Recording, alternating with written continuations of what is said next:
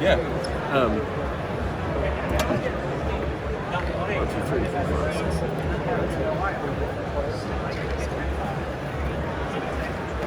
Cool. So this is Moana Nui. It's set in ancient Polynesia in the Pacific. So we're exploring the islands, collecting resources, and fighting for territory. So you got a stack of tiles there. You can draw 2 off the top. That's like your hand. Normally we have a bigger stack, but we're just doing a short little taste of the game. So I can give us a little example of a turn. So let's say I go here. So yeah, step 1, place a tile. You have to match land to land, water to water. And then step 2, collect resources. So there's no resources yet, so we don't do anything there. Generate resources. So generation is based on the edges that we touch. So here we've got a land and a water. So land generates wood, water generates fish.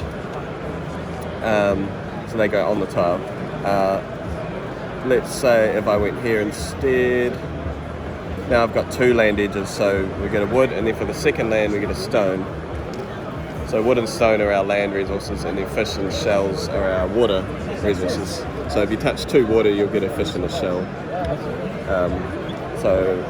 I'll go here, and step 4 is actions. So we get actions based on the edges as well. So 2 edges plus 1 is 3 actions. So the simplest action is just deploy units, so I could just deploy 3 units. They have to go on the tile that you just placed. So I could put 1 here, for example. Each little segment of land is worth points at the end of the game if you control them. So at the moment I'm controlling these 3 because I'm closest to them. If purple was here, they would control this one and I would control these 2. If I was here, no one controls this because we're close, we're 1 away from it each. So let's say, I'll just do that. That would be my turn. I'll draw a tile, and that would be your turn. Yep, that's right. So we would put a wood and a stone on there, and then you get 3 actions. Often at the start of the game, it's usually just putting units down, and then we start moving later on. You got the same tile as me. And just as an example, if someone comes along and adds to the island later, so say they go here, when you add to an island, in step 2 you collect resources from the island, so any resources on the island get collected by whoever's closest to them. So this would mean I would collect a wood. So you always collect 1 resource, and it's in this order. So wood, then fish, then stone, then shells. So sometimes it's good to sit on an island and just build on it and get lots of resources. If you can finish an island, so say we go like this, so now the island's complete. So you do a normal resource collection, so white would get a wood, and then whatever's left, whoever put the tile down gets the rest, and then you don't generate any new resources. Once the island's complete, it's done. So it's round to your turn now. So you get to draw a tile from your stack. So if you can complete this, you'll get a stone. Otherwise you could go somewhere else, like here maybe, or this will get you an extra action because there's an extra edge. That'll work. Cool. So this will give white a wood. So you get that wood. So you just chuck it there or something. And then because you completed the island, you get whatever's left. So you get a stone. And then we don't put new resources on. But all 3 of my guys have to go here. Yep. We can demonstrate combat now. So once an island has 5 or more units on it, so we've got 5 here, the island's in conflict, which means you can start fighting each other. So at the end of your turn, you can just initiate. You can choose or not to if you want to. But if you initiate combat, basically you have to be adjacent, and you just lose 1 for 1.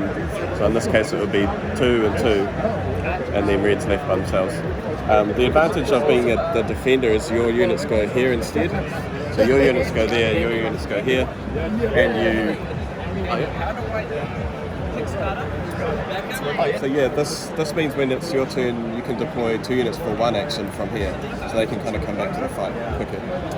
And that's your turn, so you draw a tile, yep. And then it'll be my turn.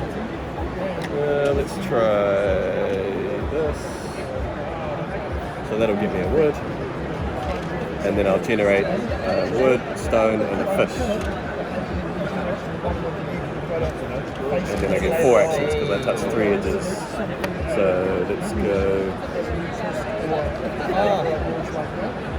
We'll go 1, 2, 3.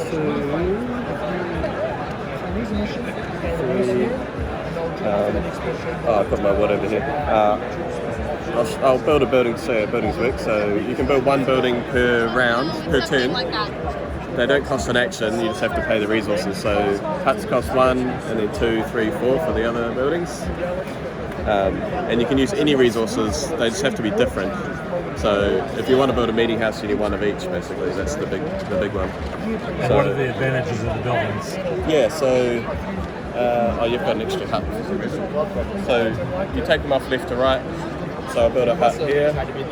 You can build wherever you have units. Each building has two effects. So the first one for huts is you unlock new populations. So I get to put 1 of my units from here to here. So you start with 10 units in your village and 10 locked to your huts. So you get +1, then +2, then +3, then +4. And then the second effect for a hut is you can move for free away from it. So I've still got 1 action left, so I can do that for free. And I've still got 1 action left, so I can move here for 1. Yeah, and that would be my turn. And is there, you said at the end of the game, wherever you control, you score points. Yeah, okay. So that's the advantage of the middle island, is there's no one there, so if you can get in there, you can get some points at the end of the game. And I could send some of my guys there and fight and take control. If you can get in there. So, because you can only, when you deploy units, they have to go on the tile. So as the board expands, it gets harder to get in the middle, right? Because you're deploying all on the outside. But that's where the canoes come in. The canoes are quite fun. They cost 2, and when you build them, you can go on a trip anywhere that the water touches. So I could go down here, or over here, or here. I couldn't go around here because there's no water there, but these are a good way of getting around the map. And then the temples have to go on a completed island, and when you build them, they knock away all the adjacent units. So in this case, if I built here, these guys would get knocked off the board. And they also raise the conflict level from 5 to 7. So normally you need 5 to fight. So if you have a temple on the island now, you have to have 7 people. So if white was in here with 3 people, normally we could fight here, but now we can't because there's a temple, so we have to have 7 to fight. So they kind of make the island more peaceful. And then the last one is the meeting house. This has to go on an intersection where there's 3 land, so it could go here or here. It gives you a whole nother turn. So when you build it, you draw a tile from the stack and you take another turn. So it's quite a nice bonus. And then they also give all your adjacent units +1 defense, so that these guys would have +1.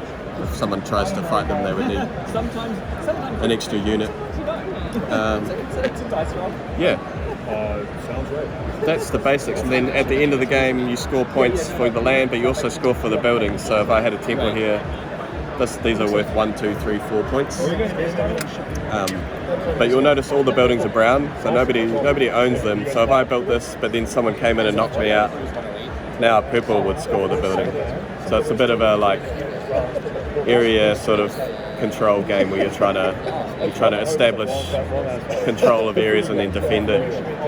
Or if someone leaves, like this guy's quite vulnerable at the moment, if someone could come in and take control. So it's sort of a high interaction tactical game. Thanks for watching our video. We hope you enjoyed it, and if you did, click that like and subscribe button. You can also follow us on social media like Facebook and Twitter at DadBeDaughter. And if you like what we do and you want to support us, you can visit our Patreon page. So thanks for watching. Thanks.